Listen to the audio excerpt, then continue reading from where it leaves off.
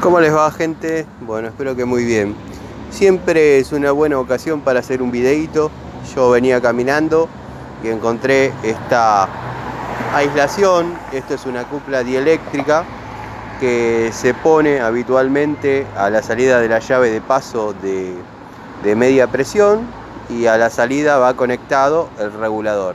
Obviamente esto lo que hace es, entre la transición de epoxi o de galvanizado, aísla la corriente dieléctrica que puede generarse entre la instalación epoxi y de bronce, dado que bueno, hay un cambio de materiales y se produce una corriente galvánica.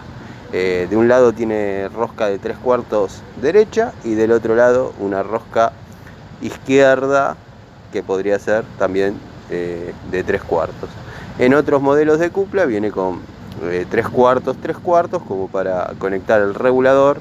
El regulador tiene que tener el manguito y bueno, estamos hablando de modelos antiguos. Los modelos actuales vienen con la rosca de 3/4 y listo. Se conecta directamente acá o a la salida de la llave. Por ahí alguno no la conocía.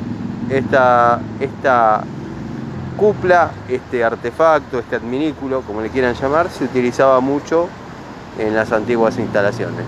Saludos.